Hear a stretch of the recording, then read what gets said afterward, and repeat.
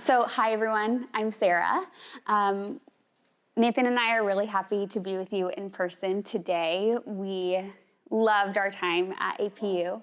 As mentioned, we have a colleague, Tyler, who should be hopping on Zoom, but if not, we'll have more time to answer questions. So the first thing that I want to just mention before hopping into my road to tech is oftentimes when I was in your position as a student, these types of talks would be like anxiety producing for me because I would feel like I need to mirror what they did and like how am I going to create those connections and those opportunities so that I can get to where they are. And they wouldn't always like encourage or inspire me. They would make me like spiral into like a pit of anxiousness. So my hope is that this would not be your experience and you would see that the three of us really do have very diverse backgrounds. And ultimately, without being cliche, our secret sauce is just leaning into the opportunities that the Lord has presented us with. And Nathan and I were talking earlier about how we just hope that you all would know Jesus and know God's word and just be brave and lean into the opportunities that he presents you. And then wherever you end up is wonderful, and that's your mission field. So like Google happens to be my mission field, and you'll hear from Nathan about his experience. So anyway, I just wanted to start with that. I hope that this is an encouragement for all of you. Alrighty, so we've created some fun timelines that mark our experience. So this is, of course, my journey to Google. And I'm just gonna talk through it a little bit, talk about some of my experiences and what I've gathered along the way.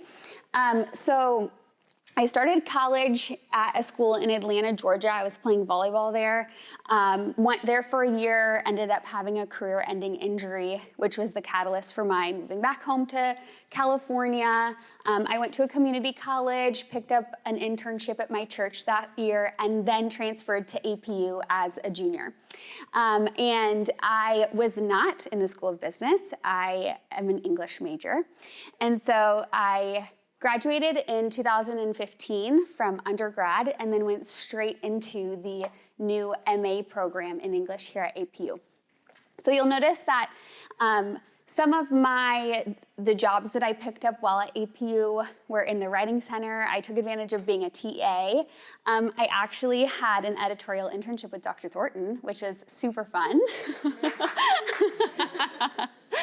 And then during my MA, I was able to continue to TA with some professors here, and APU houses Christianity and Literature, which is an editorial that I also had the opportunity to be part of. So really, as you can see, I leaned into the opportunities that APU provided professionally, and I'm so grateful that I did because they gave me very applicable experience here on campus. And so I would, of course, encourage all of you to explore those options. After my first year of grad school, and my program was 2 years, I got hired as a high school English teacher at a private Christian school in Simi Valley. And I taught there for 5 years. I taught 9th grade English and 12th grade English, which was super fun and super interesting, as I'm sure we all remember what high school is like. But while I was doing that, I would take different types of writing contracts with my freelance business. You can check me out at sarapendleton.com. And I would edit for various companies in health and wellness, and then decided that I really wanted to bulk up my tech resume.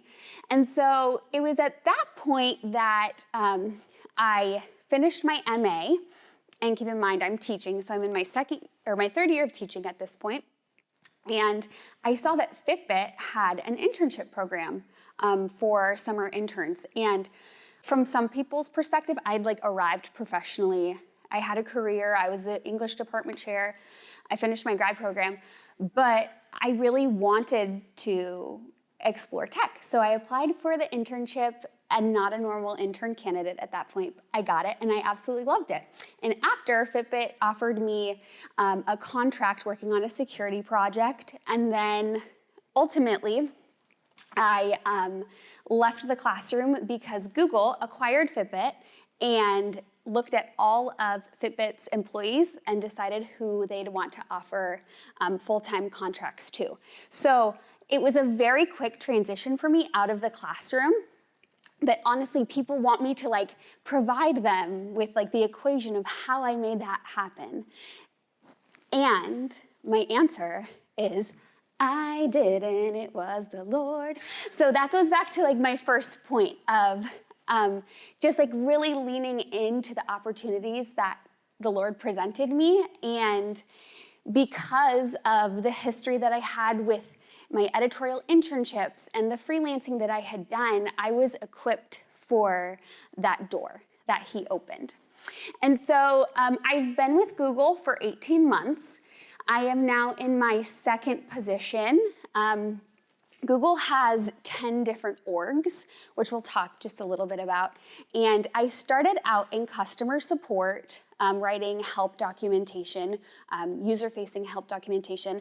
And now I'm a part of an organization called Core, and I am a technical writer on employee tools. So I work very closely with engineering, and I take what engineers say about tools and write it in a way that normal people can understand it. And so I really, really love my role. My team is super collaborative.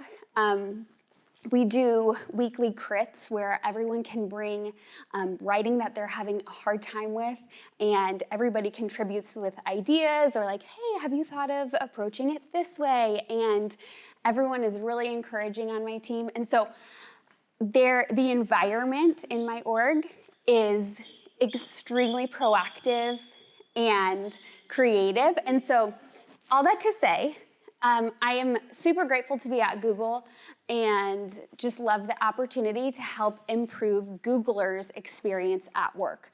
Because the way that I find meaning in stringing words together is that if I do my job really well, that allows Googlers to do their job really well. And so that's what, keeps me anchored and wanting to write really great documentation. So I'm gonna go ahead and pass it off to Nathan to give his overview. And just keep in mind, we do have a generous portion of time for a Q&A after we get through our slides. So if you do have specific questions, we'll take those at the end.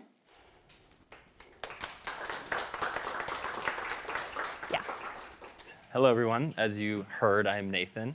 I also went to APU. Surprise. I graduated in 2018.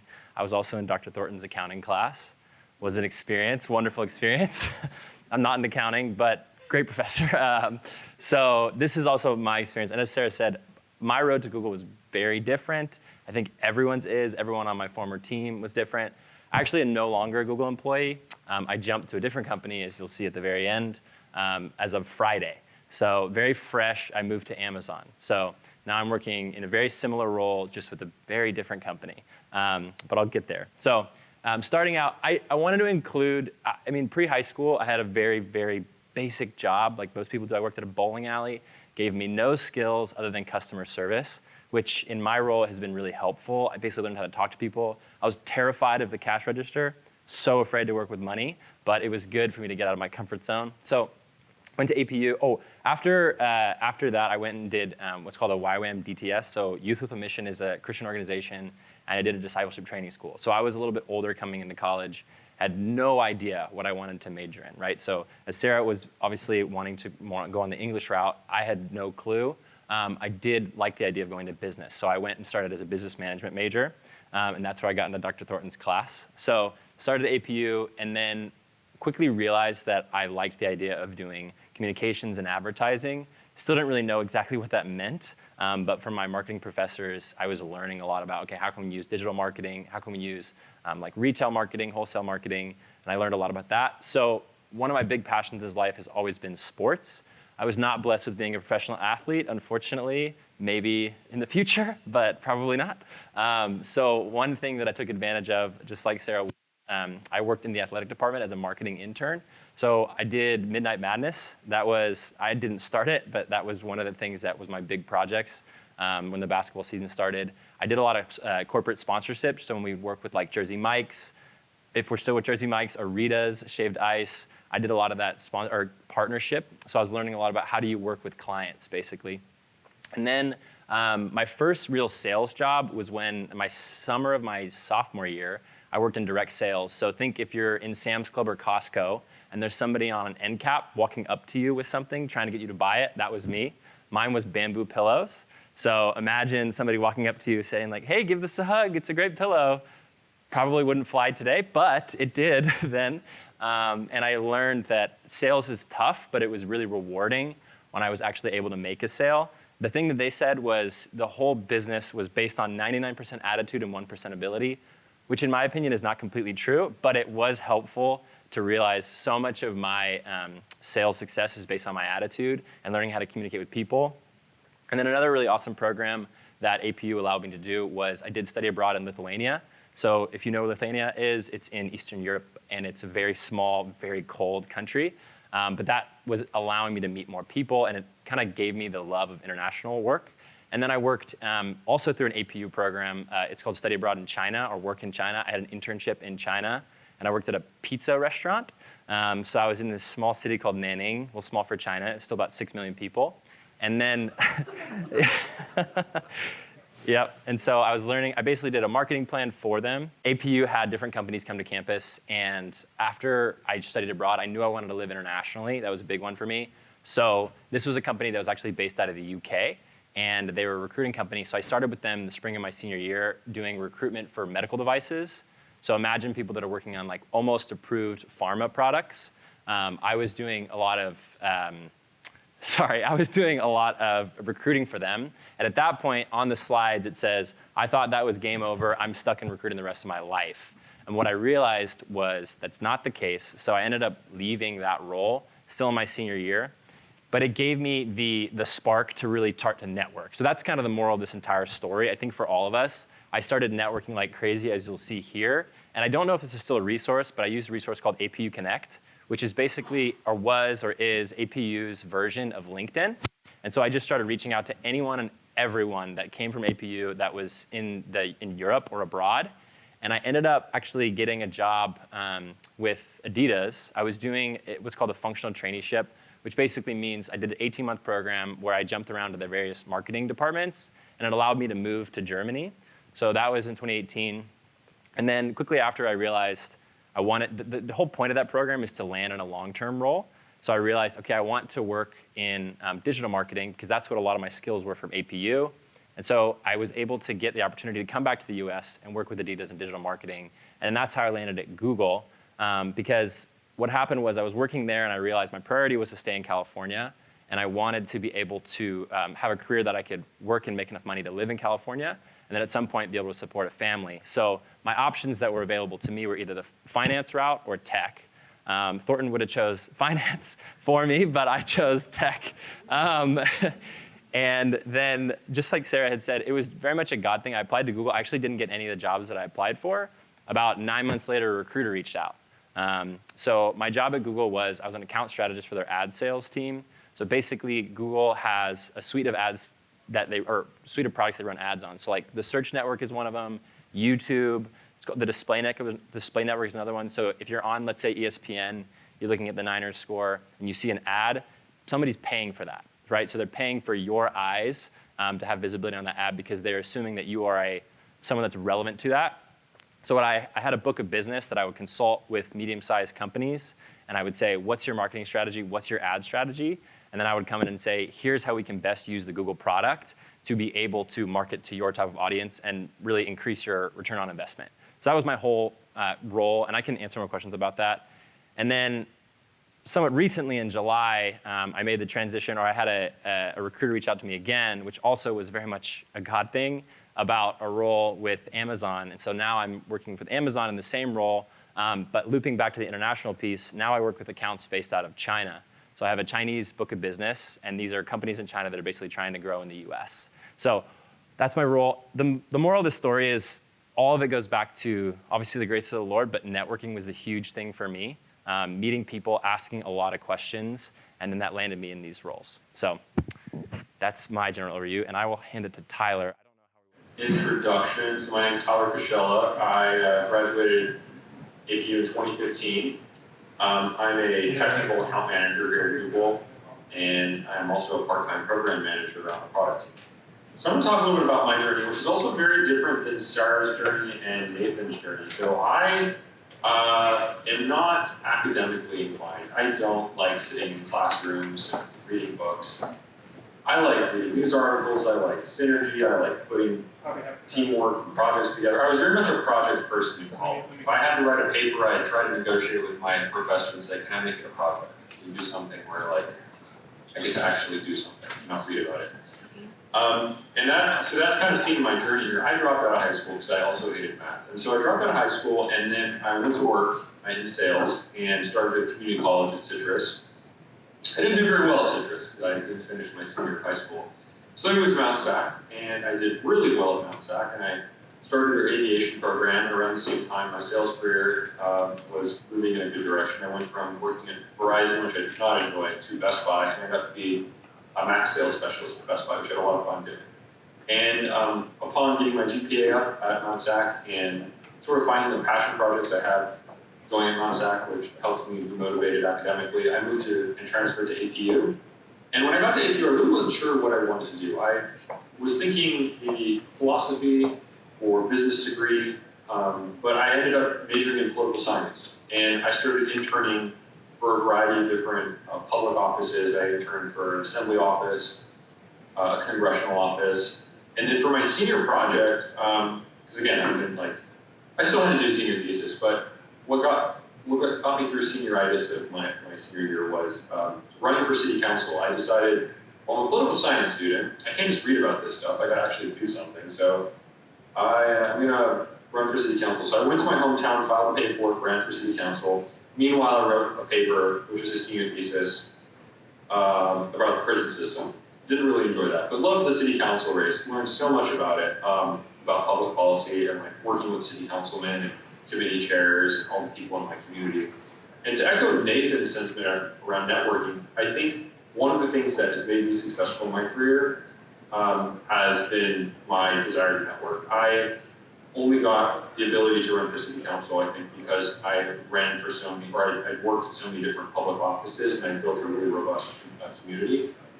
When I graduated college, after running for city council, I didn't win, by the way, but after graduating, I was planning to work on a presidential campaign. That was my goal. That was my goal in life. It's like, okay, as a student, I gotta set big goals, and that's always been my mentality. Go big or go home. And I think this is very much Google's philosophy. If you aim for the moon, let's say you crash and burn, well, at least you've made it off planet Earth. That's an achievement in itself, right? So I've always said that mentality is overextend yourself, set ridiculous goals, because even in the failures, they're actually huge successes. Because if you set a really big goal and you only hit half of it, that's still way more than you would have hit if you set a lot of little goals. But not to say the importance of little goals is not important. I think little goals are how you get to big goals. But my point is that when I graduated, I had set that goal to be a presidential campaign, and actually I had the opportunity presented to me. I worked with someone in a field office on one of these internships, and they introduced me to a campaign manager, and that campaign manager knew the campaign manager for Senator Rand Paul when he was running for president. So there were 3 degrees of separation. I got to know this person, and he interviewed me and he gave me the offer. Now, at that time, I was also interviewing for a tech company. My dad was in tech, and I didn't really feel like God was calling me to work on the Hill, and even though I wanted to. That was my goal, but it didn't seem to be God's goal, even though he paved all the paths for it to happen. And so I pivoted and worked at a company called Sara Systems. They were going to pay me more. I was also going to learn a lot more and try something completely different that I had any experience in school. And so I thought, man, this would be a cool opportunity because I've never done anything like this. So I worked at Sara. That was a Google and Microsoft partner. They specialize in implementing Google software and implementing Microsoft software. I think actually APU is a customer, so I have contact. And or they used to be, at least, yeah, last time I checked. But so, and then from there I moved to Velocify and I continued my path in sales. And Velocify, they were required by a bank. I certainly didn't want to work for a bank because I'm not that type of person. So I moved to, because I just wouldn't be able to, I was shouldn't be still, I think. Or like work in the culture. It's a very rigid culture. I'm too weird. So I moved from Velocify into Blackline, which is an accounting software company, which is kind of similar to being a bank, I guess, but in hindsight. Yeah. Go for it. In Germany and Adidas, did you, well, I don't know if you mentioned, but you worked in digital marketing for like sports, or like? Yeah. So when I first went to Germany, I started what's called a functional traineeship. So basically it's like a glorified internship, but you're a full-time salaried employee. And I basically did 3 months in multiple departments. So they call them BUs or business units at Adidas. So my big goal was I wanted to stay within sports and I wanted to obviously get paid money. So Adidas, Nike, Puma, Under Armour were kind of the options. There's like the big four. So when I went over there, I just jumped around to different departments. And then at the end of that program, the intention is that you land in a full-time role. So I ended up moving into digital marketing based on, again, all networking in the company. And then that was the team that I felt like I wanted to work on, and they wanted me as well. And it allowed me to come back to the US. Does that answer your question? Yeah. Okay. Yeah. But you said you wanted to be international, but then you wanted to live in California. So big priority shifts. This is also a God thing. So I'm the youngest of three. I have 2 older sisters. At the time of me moving, I had my first nephew. My sister had her first baby boy. And so basically I'm moving out of the country and I have a little nephew that I'm not really going to be able to see. At the time I was 24. And so I think, yeah, probably 23. And so I wanted to be around him. And I also wanted to be able to just be around a lot of the community that I had from APU. I loved APU. So I shifted back because of that. Also knowing that I was working for a huge company so that if I wanted to go back international, I could. I would say most companies, Google, Amazon, Adidas, are all pretty flexible because they're so big. If you want to go back and forth, I just decided I wanted to be in the US for a period of time. Now, I still might go back, but that's not currently my desire, my priority. So I believe that you talked a little bit about how you got the internship and everything, but how did that go as far as like, was it you just sent out like a resume or application and you just ended up getting it by luck, or how? Yes, well, the Lord for sure. I also resonate with Tyler in that I am not the sharpest tool in the shed. I struggled in Dr. Thornton's class because it was pretty, but it was a great class. But yeah, I started just networking with people on APU Connect. I would ping people, and I saw there was a guy that has MBA. I don't have an MBA. I just have a Bachelor's of Science in Marketing. So he had his MBA, came from APU, and was working at Adidas at the time in Germany. So I pinged him. I actually spoke with him in the fall of my senior year, and he looked at my resume and pretty much said, I don't think you'll get this, because he had done the same program. And so then in the spring, he reached out to me again, and he said, I remember you, I liked you. Here's the application. And then there was a pretty intense interview process. We went out to Germany, did what they call a game day. And it's basically just a full day of interviews, and you have all these other people they put you up against. And honestly, the reason I got it is because I think they were like, oh, he's a Californian. I was trying to use as many California buzzwords as humanly possible in a business context. It's like, yeah, guys, this is sick, great. And I think they laughed at me, and they're like, I think we'd like this guy. I think he'd be cool. And so then they're like, here you go, here's a job. So does that answer your question? Yeah. I have a question for Sarah. If there were any challenges, how was overall transitioning from the classroom to tech at first? How was that transition for you? Yes, so I should also mention, I got my offer and I onboarded with Google the day after I gave birth to my son. So I onboarded in the hospital, and Google put me straight on maternity leave for 4 months, which was amazing. The mat leave that I was gonna get at the school was only 6 weeks, which for those of you who don't have children is not enough time to like figure out how to be a human after having a baby.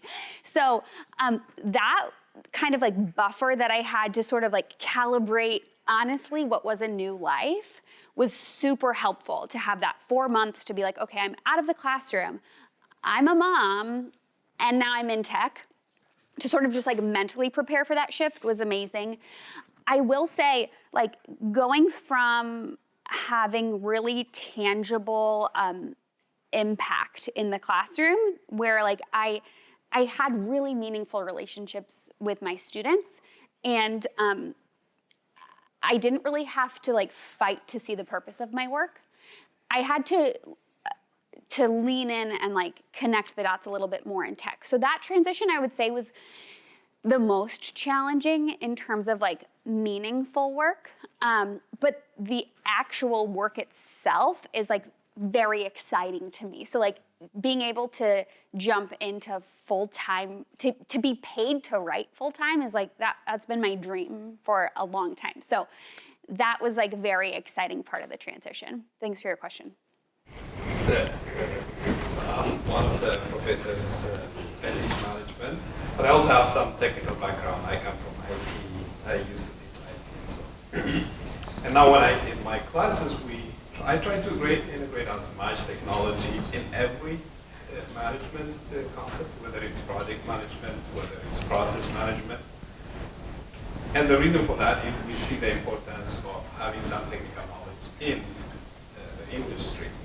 How important do you think it is for the academia to integrate some technology, some technical skills into the classrooms? I mean, so it was funny, we were talking about this earlier. So I studied digital marketing, or I worked in digital marketing, I studied marketing, right? I think LinkedIn is a good example. I think LinkedIn is extremely necessary coming out of university. And even I use LinkedIn, I posted yesterday on LinkedIn. So I use LinkedIn all the time, and that's, the sense, it's kind of social media, but it's tech when you think about it. And that's what's helped me land all of my roles. It's been really, really pretty pivotal in how I've gone throughout my career. So that aspect, the like coding aspect of tech, it depends on where you want to go. I think obviously in the writing aspect, if you want to do some type of software engineering or data science, necessary. And then it also depends like what industry you want to work in, right? So the tech industry is getting bigger and bigger and bigger because more and more people are becoming engineers and writing these codes and creating these programs. So I would say it also, like if you want to stay in California, definitely probably a good thing to have a good knowledge of. But when I was at, like every single one of my roles has had tech in it. Whether I was at Adidas, I was doing digital marketing, which is kind of tech. At Google, very obviously tech heavy with account management. And then at Amazon, I'm also heavily in account management. So I think tech is necessary in every role. You have to have a general understanding. You might not use it, but it's necessary. And then using the social platforms like a LinkedIn is really important. But do you have another answer to that? Yeah, so when I was here, I was studying rhetoric and composition and pedagogy. And so really everything that I have picked up aside from like digital marketing has been just through my professional experience.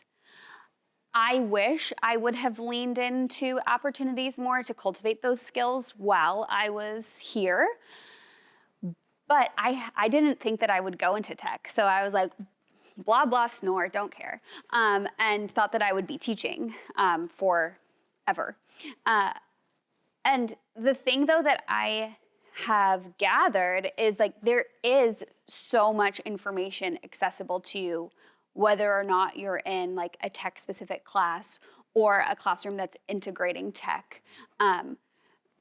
I took no classes on how to code in HTML other than watching like some YouTube videos and then just like figured it out, And that's the other thing that we were laughing about earlier this morning is that experience is like what a lot of people are doing at Google. Like if you don't know how to do something, you just Google it, right? Like you just figure it out.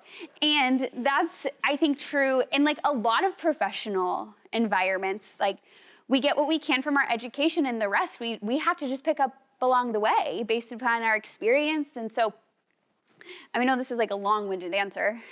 However, I wish I would have had more integration, but it has worked out because of Google and like YouTube and.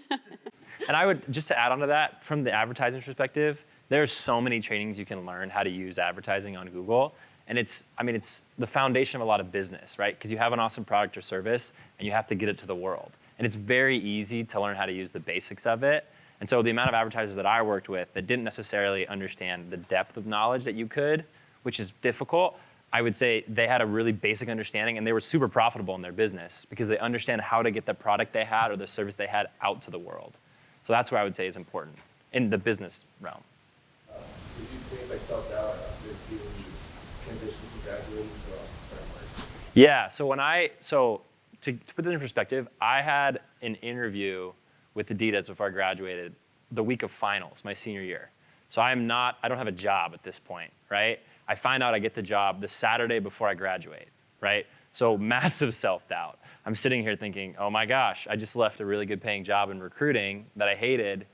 What am I gonna do? And this is where the Lord's favor came in. I got a call and it's like, you got this job. So massive self-doubt. And then I had 4 months of no work. Like I had to move there, right? So I had 4 months before I actually moved to Europe. And there was I was like, what am I doing? I feel like an imposter. That's what everyone says, you have imposter syndrome, right? And especially when I came into Google, I literally had never opened Google Ads before I started an account management job with Google Ads, teaching people that are spending lots of money how to use Google Ads. So I would get on these calls thinking, oh my gosh, you're gonna see right through me. But again, I think it goes back to your confidence level is huge. And then to some extent, it's kind of fake it till you make it. Like the amount of times on a call, people ask me questions and I'm Googling it, their exact question, and I'm like trying to just verbally process while I'm reading a doc is massive. And there's these things called com docs, which basically just tell you how to use the product. And I'd be reading through them and Control F everything. And I'm talking to a CEO. I'm like, yeah, this is how you do it. Let me just read this really quick. This is how you do it. So hopefully that helps. What about you?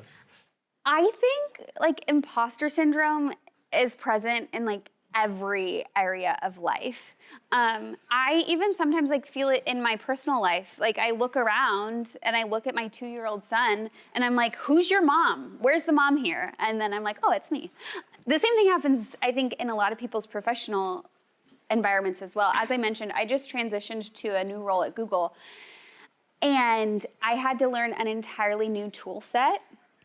And I think what I really just like kind of leaned into is that God gave me a mind that can learn new things. And so I think we need to be more gracious with ourselves to remind ourselves when we get into a new class or into a new role that like the growing pains are always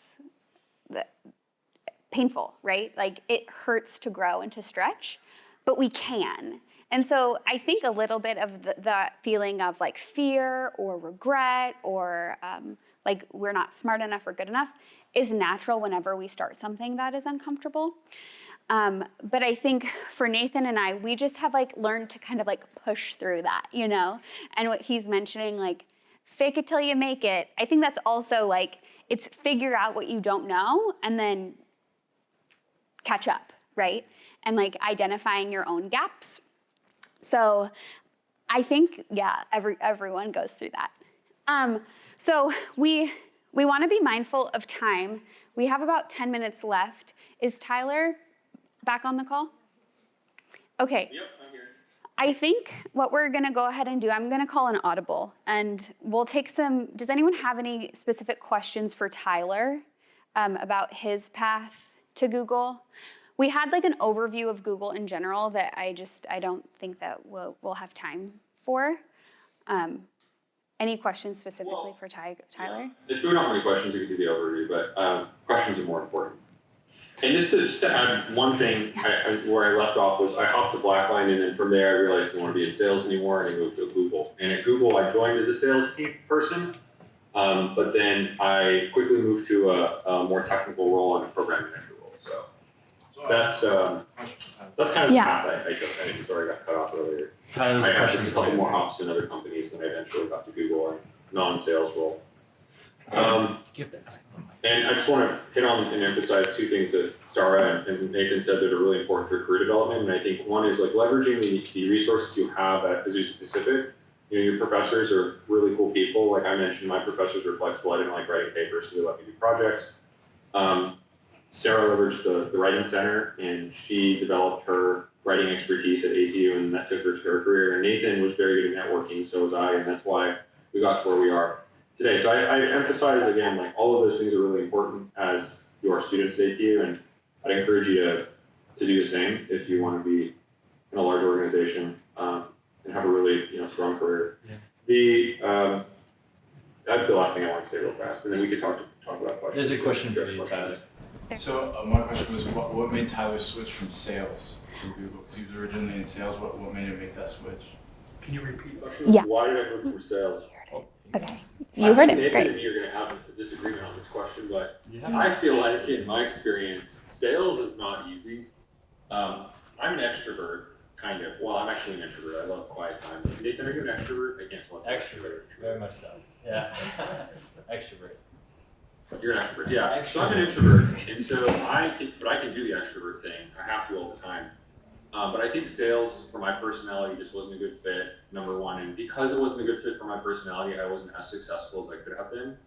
Like I normally hit my quota, and I normally would. Sometimes I'd go beyond my quota. I just felt like it was a grind emotionally for me, having to talk to so many people and like pitch them and repeatedly pitch them on things. That, even though I liked the things I was pitching them, it wasn't like I was selling the used car or anything. The software I sold is really cool stuff, and I always believed in it. But because like for example, when I worked at Velocify, it was a tool that made the life of a salesperson a lot easier. If you're using Salesforce as your CRM, and I was like, wow, this is so cool. I can't believe we do this. Like you automatically do all this stuff. Like I don't have to click 1,000 things. Like this is so anybody could use this, So I get excited about it, but it would just wear me down, and I burned out.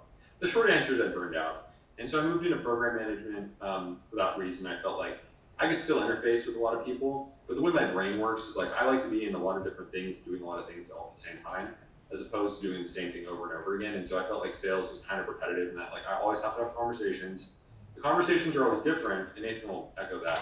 They're like dynamic, but at the end of the day, like you're on one swim lane. Whereas a program manager, you're always in like 5 or 6 different swim lanes, and you're constantly juggling a lot of different things.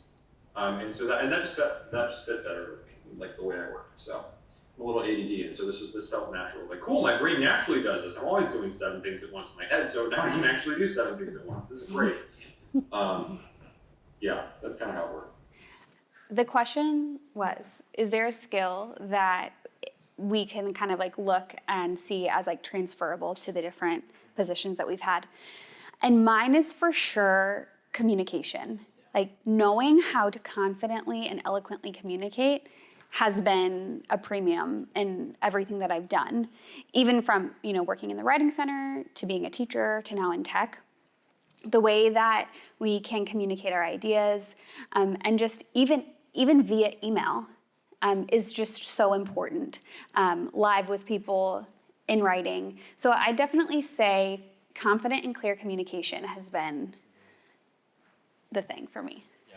I think also to add to that, this is a conversation I had actually when I was leaving Google with one of our managing directors. Basically, asking questions has been huge in my career of curiosity. So often you're going to be told this is the answer to the question you have, or this is the solution, this is the product. But if you don't understand the why behind the product, why it was created, how is it helpful for the customer from a sales perspective, or from a marketing perspective, why does the customer want to buy this? Then you're just regurgitating information. So for me, asking a lot of questions, and then in the networking aspect, just asking questions of people. How did you get there? What did you do?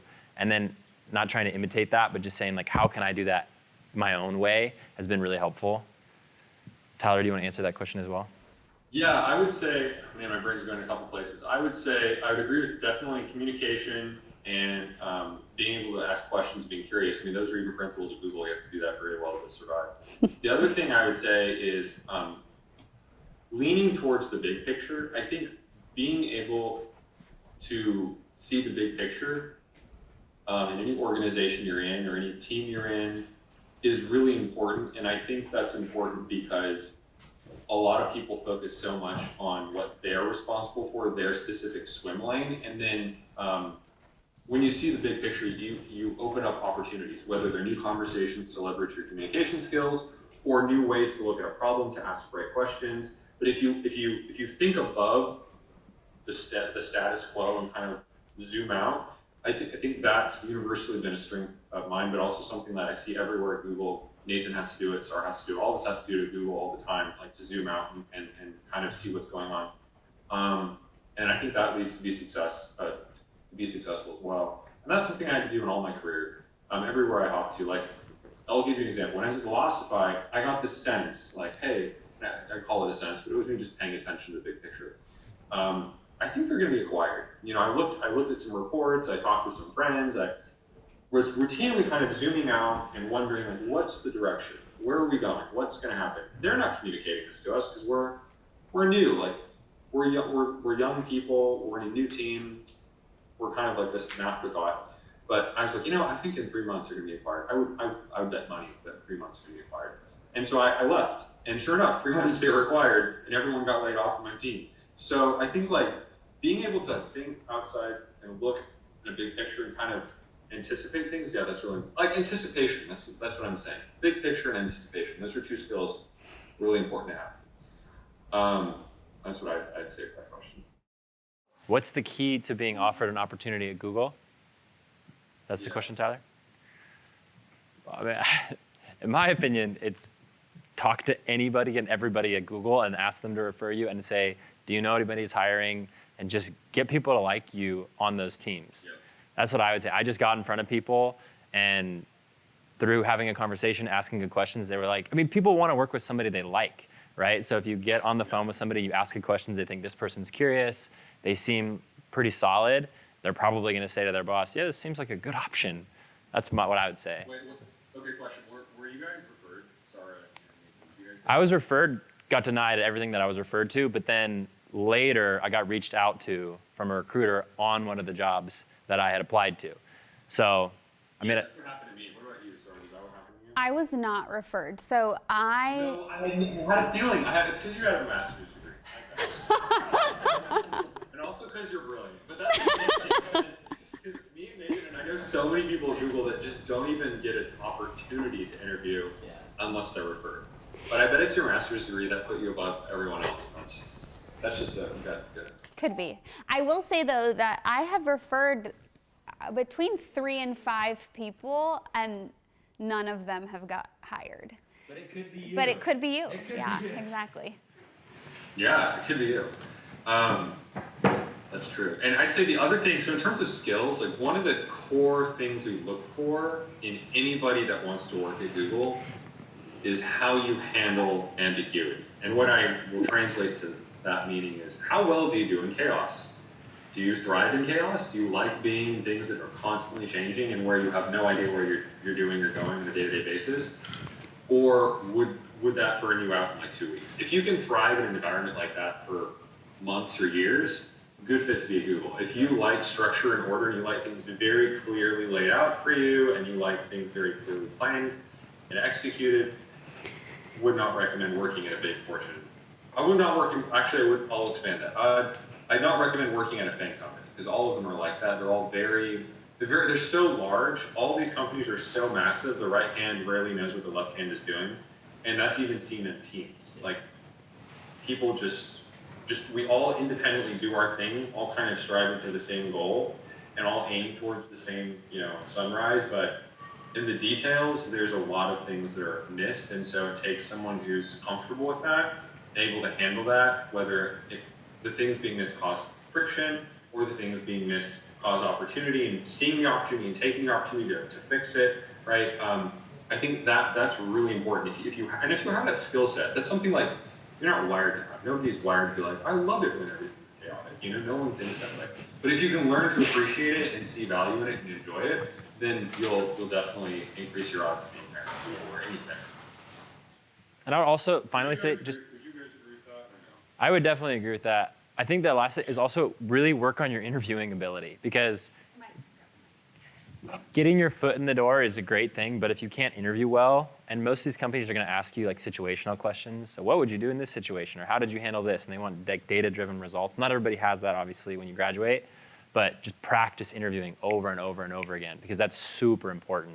And I would say, like, I've referred people as well, and they don't make it through the interview process, which just be good at it, I would say. And there's also go on, what's it called? Glassdoor.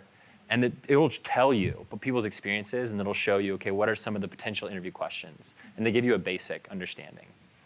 Yeah, I would do that. But also, if you were referred and you have someone working with you, ask them to coach you for interviewing. I always coach people when they're interviewing, kind of just framing examples, not blatant questions like from the question bank, but examples of like how to think about a problem or how to break down a problem. And I think that's okay. I think it's okay for candidates to ask. Maybe the person that referred you would be like, no, I don't feel comfortable doing that. But most Googlers would be like, yeah, we'll kind of coach you through it. It's not an easier, like straightforward process. Yeah, they take you under your wing. So. So the question was about interviewing and what that's like. So I would say that there are like role-specific questions. Of course, those would vary for all of us. But there are, like Nathan was saying, situational questions that could be similar. I will say that the interview process is very intense, and interviewers want to make sure that like you can think on your feet, that you can thrive in ambiguity, as Tyler was mentioning. So I mean, specifically in terms of like how it varied, would you just say like probably the role-specific questions are different, but other than that, I think all of our experience would be pretty similar with like how googly are you, right? Like, are you curious? Are you, quick? Can you solve problems? Those are the things that I think they're looking for. And it changes every company. Every company has a structure. So Amazon's interview process is very different than Google's interview process. Google wants to know, how do you think, right? So they're not they will ask you obviously about your work history, and then depending on the role, like I had a pitch that I had to go through, right? Because it's sales. I'm sure you had something else for writing, right? But they ask you questions such as the situation is you are, this is a generalization, not the actual question. You are preparing a team event and you're having a vendor join. You have X amount of money. How do you approach this? And they give you all the variables. So there's like 4 questions in a question.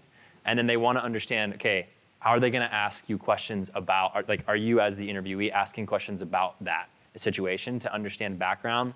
Are you making like assumptions about the situation? And then how do you actually walk them through the process of developing your answer? They don't really care about the answer. They care about your process of getting to the answer. Because then they're thinking, okay, is this person going to solve problems?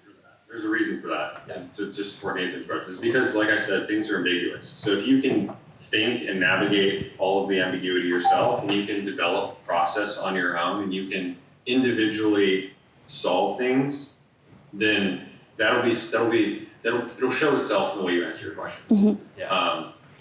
Where if you aren't clear, or you don't have a clear process, or you're not process driven, or you don't know how to get from point A to point B on yourself even logically, then it's going to be really challenging for you to work with Google, because no one's going to do it for you. Yeah. And I think they also assume they can teach you most things. A lot of people come in and they just have to teach you, but they need people that are able to be taught. That's the big thing. So. One thing I'll say real quick is if anybody wants us to refer them, just add one of us on LinkedIn. I'm sure Sarah, myself. I can't refer you for Google. I can refer you for Amazon, but not Google. Sorry, Nathan. Yeah. But if you want to be referred, like reach out to any of us. I'm happy to do so. After you guys graduate, just let us know. That's an awesome opportunity, everybody. I think you definitely should take advantage of that. I want to just say thank you so much to Nathan, Sarah, and Tyler. You all have been so responsive and helpful, and I think you've been able to give some really great things to our students, just insight to our students about some of the things that you have experienced. And so hopefully we can all stay in contact and hope to see you again. Yeah. Thank you, everybody in the audience, for coming. And I hope you guys have a great rest of your afternoon. Cool. Thanks, everybody.